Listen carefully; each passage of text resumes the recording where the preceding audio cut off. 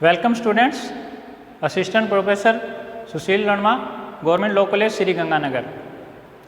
आज हम एलएलबी का जो 9th पेपर है उसके बारे में चर्चा करेंगे। पेपर का नाम है भारत का विधिक एवं संवैधानिक इतिहास। बात करते हैं हम 1600 ईस्वी की। हमारे यहाँ जो आज का जो वर्तमान जो कानून है वो अंग्रेजों का लाया हुआ है।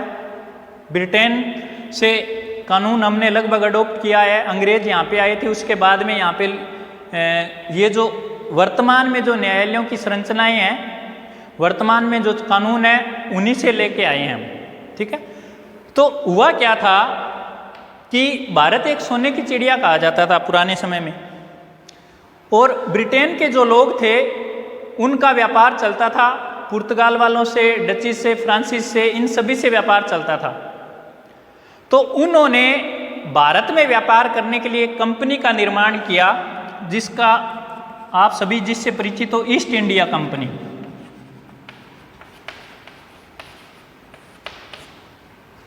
ठीक है, अब ये 1600 ईस्वी का जो चार्टर था, 1600 ईस्वी का जो चार्टर था 31 दिसंबर 1600 के इस कंपनी का गठन किया गया। गठन का जो उद्देश्य था वो क्या था कि जो पूर्वी एशियाई देश हैं उनमें व्यापार करना, जिसमें भारत भी शामिल था। अब इसका गठन कैसे हुआ, किसने इसका गठन किया, इसके बारे में अब हम चर्चा करेंगे। पुराने समय में अगर कोई भी चीज़ जारी करता था तो ब्रिटेन का जो सम्राट था वो जारी करता था राजलेख, राजपत्र।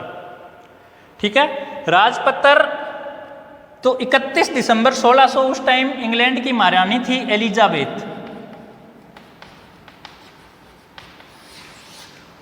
एलिजाबेथ ने 31 दिसंबर 1600 के आधार पे एक कंपनी का गठन किया, जिसका पूरा नाम था the company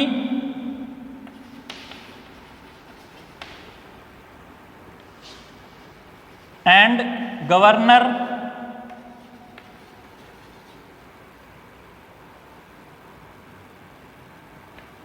of the governor and company, the governor and company of merchants of London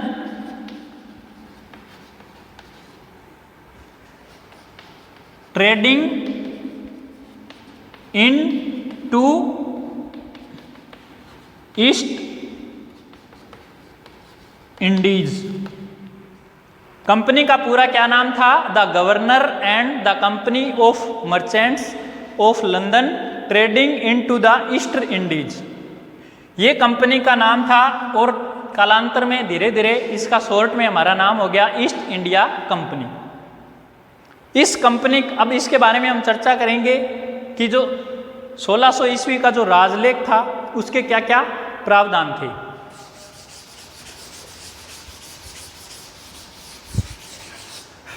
number 1, company का नाम।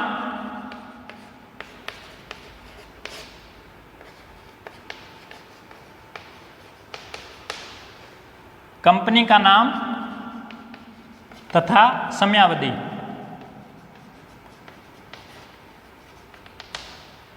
सबसे पहले इंग्लैंड की महारानी एलिजाबेथ ने व्यापार करने का उद्देश्य था। अंग्रेजों का कभी ये उद्देश्य नहीं रहा था कि हमारे भारत में आके वो रूलिंग करें, यहाँ पे शासन करें।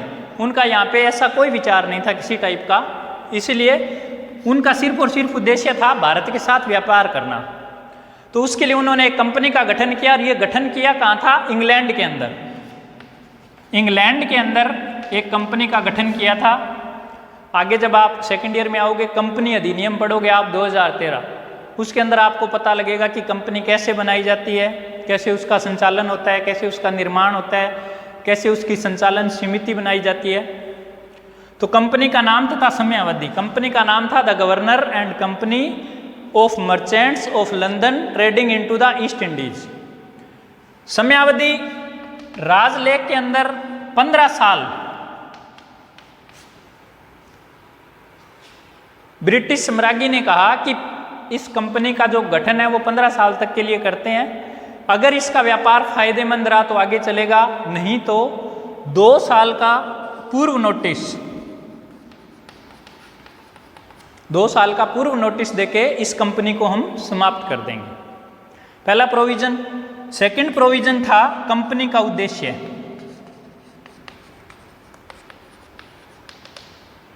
सेकंड प्रोविजन कंपनी का उद्देश्य ये क्या था?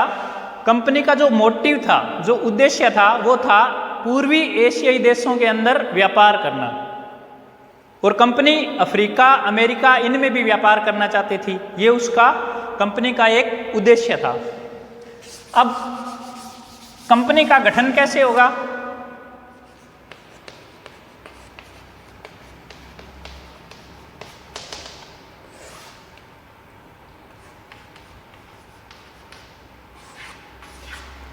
अब कंपनी का गठन कैसे किया? कंपनी की एक संचालन समिति बनाई, यानी कंपनी का गठन किया तो उसमें अब उन्होंने शेयर बनाए, शेयर्स अंश बनाए, और उसमें एक सभी शेयर होल्डर्स हैं, उन्होंने एक संचालन समिति बनाई।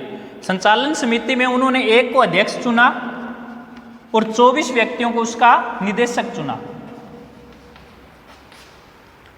उस पूरी संचालन समिति में से उन लोगों में से जो कंपनी के अंशधारी थे, एक अध्यक्ष, 24 उसके निदेशक चुने उन्होंने।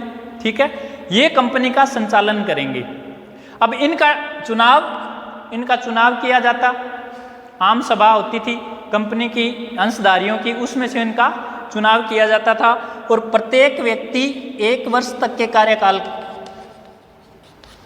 यानी इन व्यक्तियों का कार्यकाल 1 वर्ष होता था।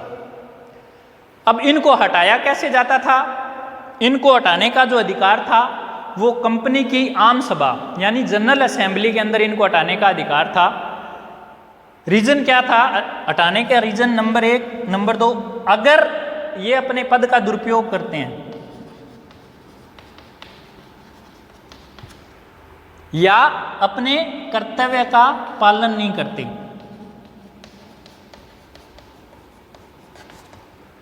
तब इनको हटाया जा सकता था। ठीक है, अब कंपनी का प्रशासन चलाने के लिए कंपनी को पावर्स भी दी गई। चौथा पॉइंट आ गया शक्तियां।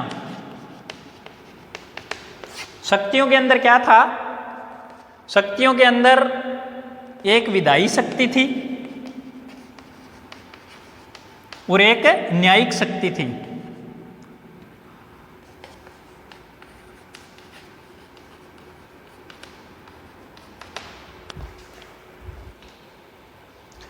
विधायी शक्तियां, न्यायिक शक्तियां। विधायी शक्ति का मतलब कंपनी अपने अंग्रेजी कर्मचारियों के लिए, कंपनी का संचालन करने के लिए नंबर 1 नियम बना सकती थी, दूसरा विनियम, नियम और विनियम बना सकती थी। लेकिन एक कंडीशन थी, क्या थी? कि जो भी वो रूल और रेगुलेशन बनाएगी वो इंग्लैंड का जो कानून है उसके विरुद्ध नहीं होना चाहिए, और दूसरा वो नियम और विनियम तर्क संगत होने चाहिए, न्यायोचित होने चाहिए, यानी बिल्कुल सही होने चाहिए। ये तो थी विधायी शक्तियां। न्यायिक शक्तियों में कंपनी को चलाने के लिए, कंपनी के जब कर्मचारी काम करेंगे तो कुछ गलतियां भी होंगी, कुछ अपराध भी होंगे, तो यहाँ पे 2 प्रकार की उसके पास शक्तियां थी। एक थी दीवानी और एक आपराधिक। दीवानी जो शक्तियां हैं उसमें क्या था कि कंपनी का कोई भी व्यक्ति, छोटे मोटे दीवानी मामले वो कंपनी निपटाती थी, कंपनी का ये जो संचालक मंडल है ये निपटाता था। ठीक है, और आपराधिक जो थे, अगर कंपनी का कोई कर्मचारी अपराध करता था तो इसमें 2 चीजें थी, एक था छोटा अपराध और एक गंभीर अपराध। छोटे अपराध के अंदर साधारण जेल, कोड़ा मारना जिसको व्हीप बोलते हैं, कोड़ों की सजा दी जाती थी पुराने समय में, और जुर्माने की सजा दी जाती थी। लेकिन अगर कंपनी के कर्मचारी ने कोई गंभीर अपराध कर दिया तो उसके लिए कंपनी को सजा देने का, जैसे मान लो किसी ने मर्डर कर दिया, किसी का हत्या कर दी, तो वो सारा मामला इंग्लैंड चला जाता और वहाँ पे उस व्यक्ति पे केस चलता इंग्लैंड के कानून के आधार पे। कंपनी को गंभीर मामलों को सुनने की शक्तियाँ नहीं थी और उस व्यक्ति का, जो यहाँ कंपनी का कर्मचारी था, उसका सामान जब्त करके इंग्लैंड भेज देते थे उसको। तो ये कंपनी की न्यायिक शक्तियाँ, विधायिक शक्तियाँ और सामान्य प्रशासनिक शक्तियाँ थी। ठीक है। अब कंपनी का जब गठन किया गया तो उन्होंने एक एरिया डिसाइड कर दिया कि ये कंपनी कहाँ से कहाँ तक अपना व्यापार करेगी और कंपनी का एक मोनोपोली बना दी कि कंपनी के अलावा कोई भी ब्रिटिश व्यक्ति इंडिया के अंदर या एशियाई, सुदूर एशियाई देशों के अंदर कोई व्यापार नहीं करेंगे। ठीक है। तो उसमें एरिया था केप गुड होप से मैगलिन की खाड़ी, स्टेट ऑफ मैगलिन।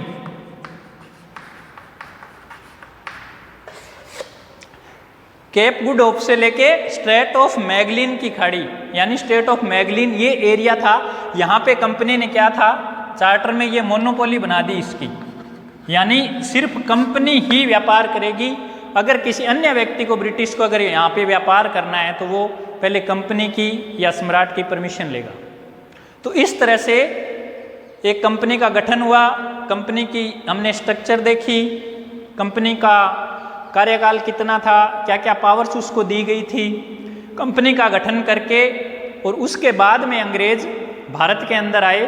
तो स्टार्टिंग के अंदर आते ही उन्होंने सूरत में अपनी एक फैक्ट्री स्थापित की। तो इसके बारे में हम नेक्स्ट क्लास में चर्चा करेंगे। Thank you.